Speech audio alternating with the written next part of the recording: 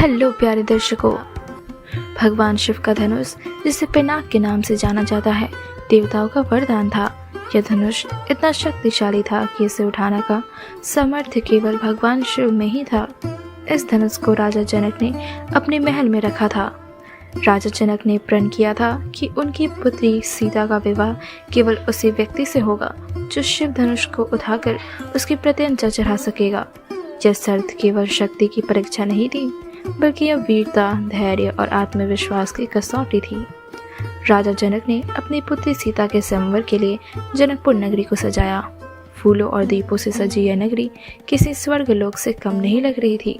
स्वयंवर में भाग लेने के लिए दूर दूर से राजा, महाराजा और योद्धा आए। सभा में शिव धनुष को एक विशाल मंच पर रखा गया था। यह धनुष इतना विशाल और भारी था कि इसे देखते ही कई राजा हिम्मत हार गए। सीता माता, जो पृथ्वी की पुत्री मानी जाती थी, केवल सुंदरता की मूर्त नहीं थी, वह धर्म, शील और साहस की प्रतिमूर्ति थी।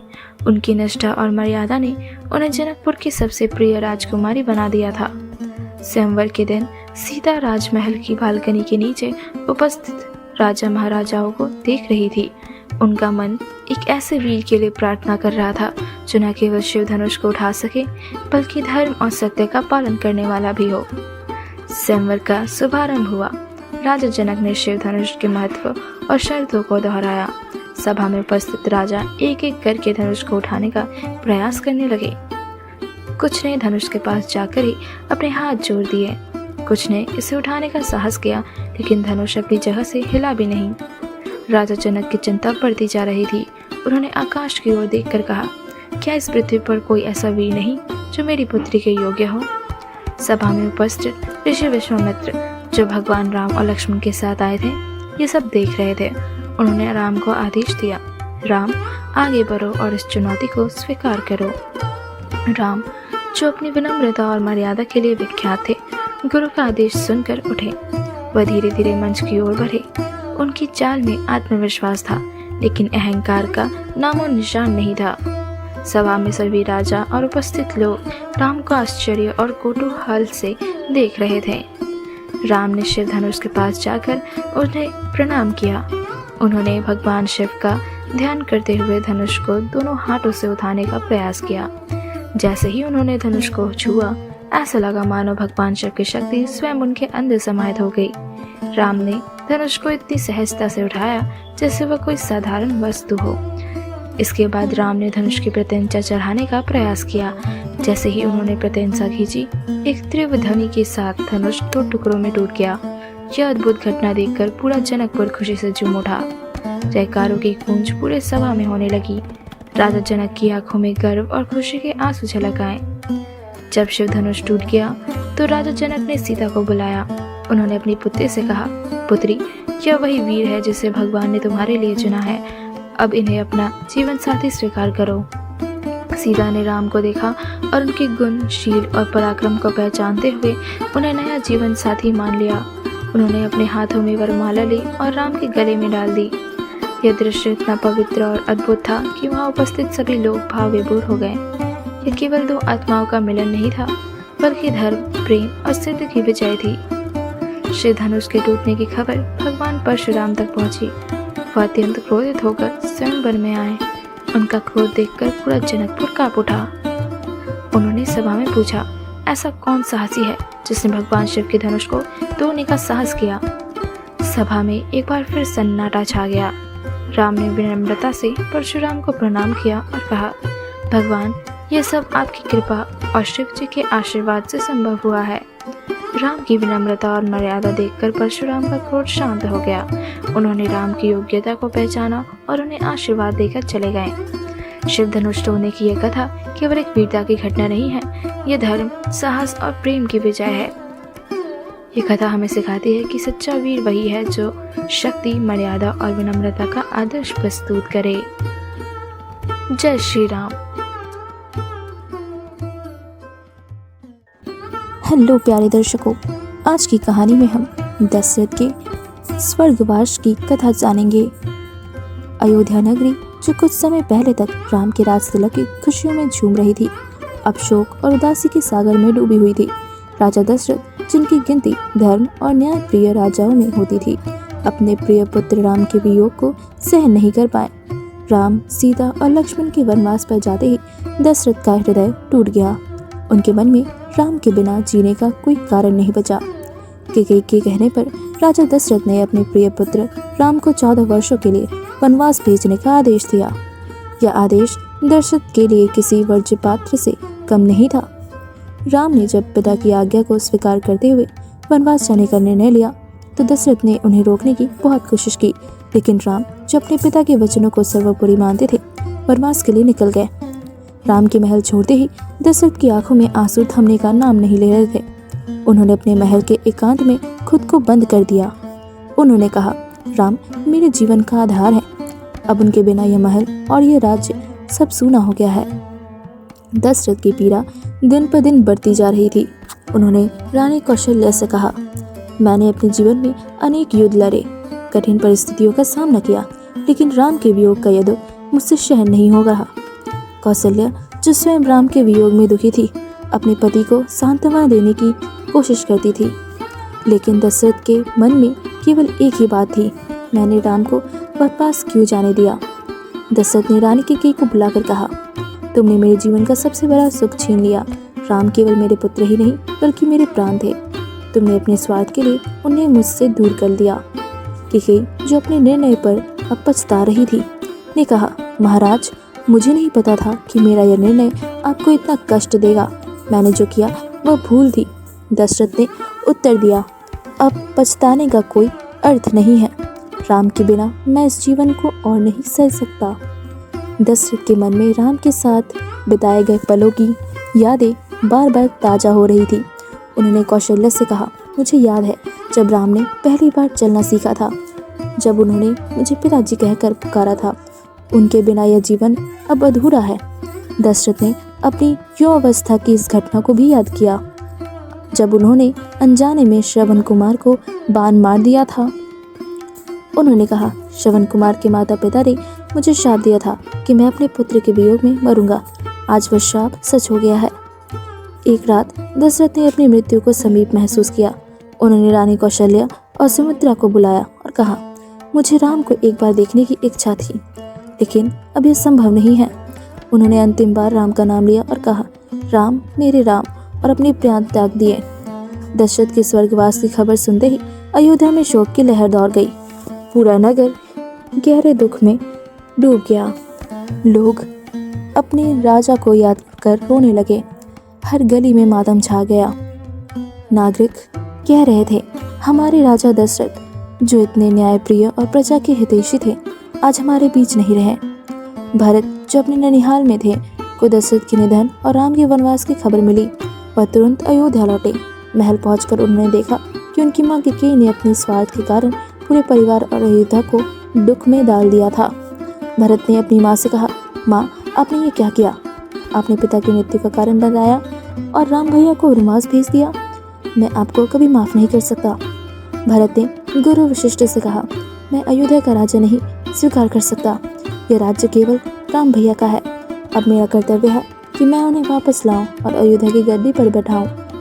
दशरथ के स्वर्गवास की यह कथा हमें सिखाती है कि परिवार में वचन, धर्म और कर्तव्य का पालन कितना महत्वपूर्ण है। लेकिन यह भी ध्यान रखना चाहिए कि हमारे निर्णय दूसरों के जीवन को कैसे प्रभावित करते हैं। दशरथ का राम के प्रति प्रेम, उनके वियोग में उनकी मृत्यु और अयोध्या का शौक हमें ये सब सिखाते हैं कि प्रेम और त्याग जीवन के सबसे मूल्यवान पहलू है। जय श्री राम। हेलो प्यारे दर्शकों, आज की कहानी में हम अयोध्या के राज्यभार की कथा जानेंगे। जब भरत अपने ननिहाल में थे तो उन्हें राजा दशरथ के निधन और राम के वनवास की खबर मिली। यह सुनते ही भरत का हृदय टूट गया। वह तुरंत अयोध्या लौटे। अयोध्या पहुंचकर उन्होंने पूरे नगर को शोक में डुबा पाया। महल में प्रवेश करते ही उन्होंने अपनी माँ कैकेयी से पूछा, माँ, ये सब क्या हुआ?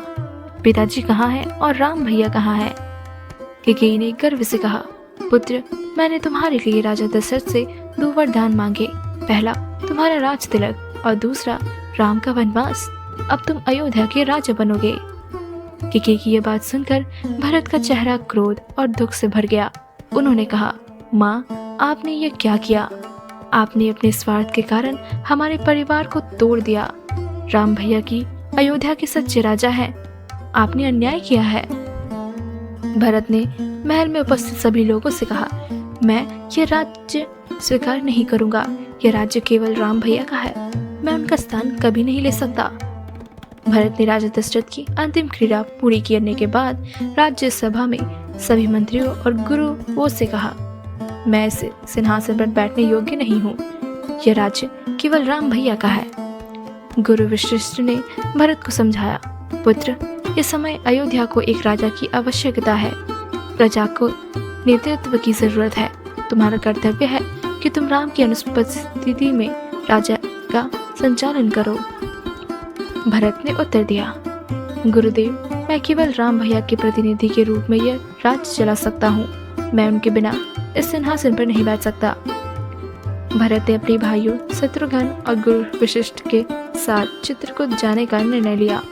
वह राम से निवेदन करना चाहते थे कि वे वापस अयोध्या लौटे और राजा बने। चित्रकूट पहुंचकर भरत ने राम के चरणों में गिरकर कहा, भैया, यह अयोध्या आपका है।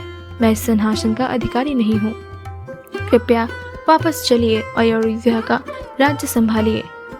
राम ने भरत को उठाते हुए कहा, प्यारे भाई, यह पिता की आज्ञा है। हमें धर्म और कर्तव्य का पालन करना चाहिए। मैं 14 वर्षों का वनवास पूरा करके ही अयोध्या लौट सकता हूँ। भरत ने राम से प्रार्थना की, भैया, यदि आप वापस नहीं लौट सकते तो कृपया अपनी चरण पादुका मुझे दे दीजिए। मैं उन्हें अयोध्या की गद्दी पर रखकर राज्य चलाऊंगा। मैं केवल आपका सेवक बनकर काम करूंगा। राम ने भरत के त्याग और धर्म का सम्मान करते हुए अपनी चरण पादुका दी। उन्होंने कहा, भरत, तुम्हारा यह प्रेम और त्याग मुझे प्रेरित करता है। तुमने सच्चे भाई और राजा का कर्तव्य निभाया है। भरत राम की चरण पादुका लेकर अयोध्या लौटे, लेकिन उन्होंने महल में प्रवेश नहीं किया। उन्होंने नंदीग्राम में एक कुटिया बनाई और वहां तपस्वी का जीवन जिया। भरत ने कहा, यह राज्य राम भैया का है। मैं केवल उनके प्रतिनिधि के रूप में काम करूंगा। जब तक राम भैया वापस नहीं लौटेंगे, मैं इस राज्य को केवल उनकी चरण पादुका के आदेश पर चलाऊंगा। भरत के त्याग और धर्म पालन ने अयोध्या की प्रजा का हृदय जीत लिया। उन्होंने कहा, भरत ने यह साबित कर दिया कि सच्चा राजा वही होता है जो त्याग और कर्तव्य को सबसे ऊपर रखे। राम के प्रति उनका प्रेम और समर्पण हमें प्रेरणा देता है। अयोध्या के राज्यभार की यह कथा त्याग, धर्म और कर्तव्य का अद्भुत उदाहरण है। भरत ने यह दिखाया कि सच्चा राजा वह होता है जो अपने स्वार्थ से ऊपर उठकर प्रजा और परिवार के प्रति अपने कर्तव्य को निभाए। राम का त्याग, लक्ष्मण की सेवा और भरत का समर्पण इस कथा को और भी प्रेरणादायक बनाते हैं। आज के लिए बस इतना ही। मिलते हैं अगली वीडियो में। जय श्री राम। हेलो प्यारे दर्शकों, आज की कहानी में हम केवट की भक्ति जानेंगे। वनवास के दौरान राम, सीता और लक्ष्मण गंगा नदी के तट पर पहुंचे। गंगा का शांत और पवित्र जल उनके सामने बह रहा था। उन्हें गंगा पार करनी थी, लेकिन उनके पास कोई साधन नहीं था। तभी उन्होंने वहां एक नाव देखी। यह नाव केवट नाम के एक साधारण नाविक की थी। केवट ने जैसे ही राम को देखा, वो समझ गया कि ये कोई साधारण व्यक्ति नहीं है। उसने दौड़ते हुए राम के पास आकर प्रणाम किया और कहा, प्रभु, मैं आपका सेवक हूँ, आपका स्वागत है। राम ने केवट से पूछा, हे केवट, क्या तुम अपनी नाव में बैठाकर गंगा पार करवा सकते हो? केवट ने विनम्रता से उत्तर दिया, प्रभु, मैं आपको गंगा पार करवाऊंगा, लेकिन मेरी एक विनती है, पहले मुझे आपके चरण धोने की अनुमति दे। राम ने मुस्कुराते हुए पूछा, केवट, ऐसा क्यों? क्या यह आवश्यक है? केवट ने भावुक होकर कहा, प्रभु, ऐसा सुना है कि आपके चरणों की धूल पत्थर को भी जीवित कर देती है। यदि आपके चरणों की धूल मेरी नाव को छू गई तो यह भी जीवित होकर भाग सकती है। मेरी नाव ही मेरी आजीविका और साधन है, इसलिए कृपया मुझे आपके चरण धोने का अवसर दे। राम ने केवट की यह अनोखी और विनम्र विनती स्वीकार की। उन्होंने कहा, केवट, तुम्हारी भक्ति और सेवा का भाव अद्भुत है। तुम्हारी यह इच्छा मुझे स्वीकार है। सीता और लक्ष्मण ने भी केवट की भक्ति को सहारा। केवट ने एक थाल में गंगा का पवित्र जल भरा और राम के चरण धोए। वह चरण धोते समय भाव विभोर हो गए। उसने उस जल को अपने सिर पर लगाया और कहा, प्रभु, यह मेरा सौभाग्य है कि मुझे आपके चरणों का धोने का अवसर मिला। अब मेरी नाव धन्य हो गई। चरण धोने के बाद केवट ने मेरा सीता, राम और लक्ष्मण को अपनी नाव में बिठाया। वह नाव चलाते समय के गुणगान गा रहा था। राम का जल उनके लिए और गंगा का जल उनके लिए बह रहा था और नाव धीरे धीरे गंगा के दूसरे तट की ओर बढ़ रही थी। सीता ने राम से कहा, प्रभु, केवट की यह भक्ति सचमुच अद्वितीय है। उसका समर्पण और प्रेम हमें प्रेरित करता है। राम ने उत्तर दिया, सीता, केवट जैसे भक्त ही इस संसार को प्रेरणा देते हैं। उनकी सेवा सच्चे अर्थों में पूजा है। जब नाव गंगा के दूसरे तट पर पहुंची तो राम की केवट से कहा, केवट, तुम्हारा यह उपकार मैं कैसे चुका सकता हूँ। केवट ने हाथ जोड़कर कहा, प्रभु, मैं कोई धन या उपहार नहीं चाहता। मेरी एकमात्र इच्छा है कि जब आप अयोध्या लौटें तो मुझे दर्शन का अवसर मिले। यही मेरी सबसे बड़ा आशीर्वाद होगा। राम ने कहा, केवट, तुम्हारी यह भक्ति मुझे प्रेरित करती है। तुम्हारा यह प्रेम सच्ची भक्ति का उदाहरण है। मैं तुम्हें आशीर्वाद देता हूँ कि तुम्हारा जीवन हमेशा आनंद और शांति से भरा रहे। गंगा पार करवाने के बाद केवट ने राम, सीता और लक्ष्मण को विदा किया। उसके नेत्रों में आंसू थे, लेकिन हृदय में अपार संतोष का आनंद। उसने कहा, प्रभु, मेरा जीवन धन्य हो गया।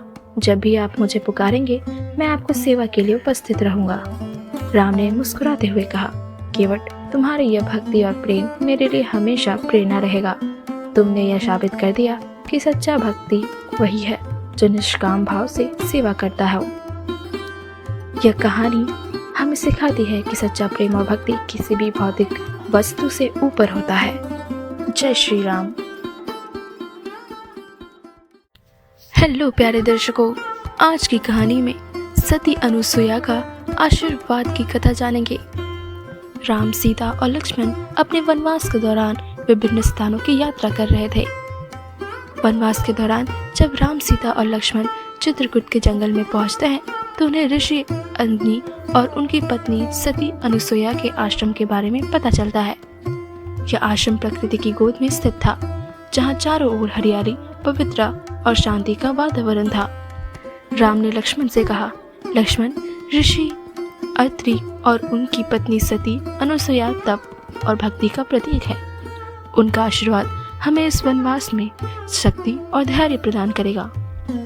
सीता ने कहा, स्वामी, ऐसी महान तपस्विनी से मिलना मेरे लिए सौभाग्य की बात होगी। आश्रम पहुंचते ही सती अनुसुईया ने राम, सीता और लक्ष्मण का स्वागत किया। उन्होंने सीता से कहा, पुत्री, तुम जैसी धर्मपरायण स्त्री को देखकर मुझे अत्यंत प्रसन्नता हो रही है। तुम्हारा समर्पण और त्याग समाज की हर स्त्री के लिए प्रेरणा है।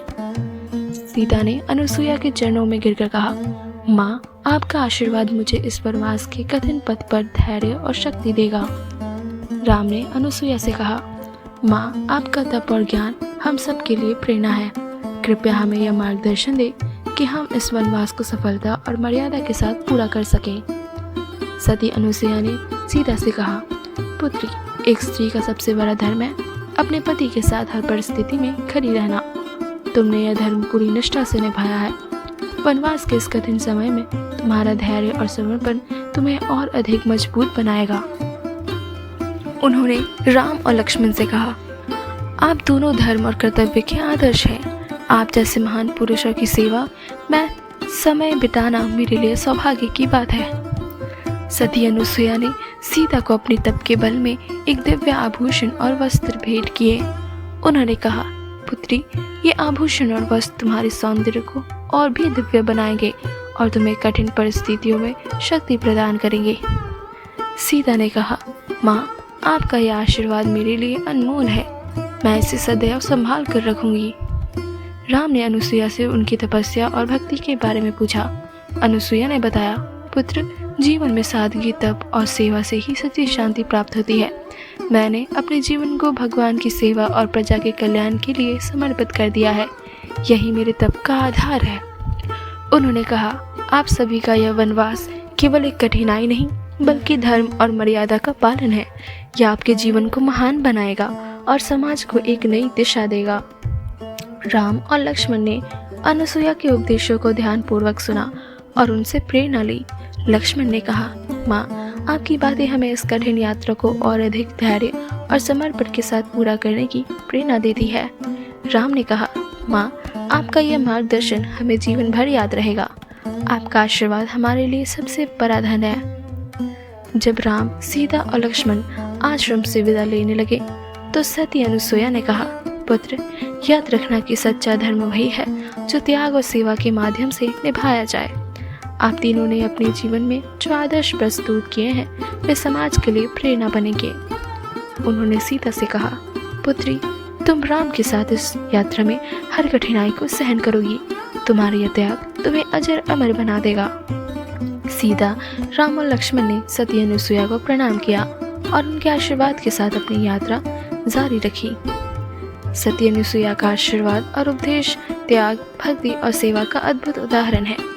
उन्होंने यह सिखाया कि जीवन में कठिनाइयों का सामना करने के लिए धैर्य, प्रेम और समर्पण आवश्यक है। उनकी भक्ति और तपस्या यह सिद्ध करती है कि सादगी और ईश्वर के प्रति समर्पण ही सच्चा धर्म है। यह कथा हमें यह सिखाती है कि महान आदर्शों और मूल्यों को अपनाने से हमारा जीवन न केवल सरल बनता है बल्कि समाज के लिए प्रेरणा का स्रोत भी बनता है। जय श्री राम।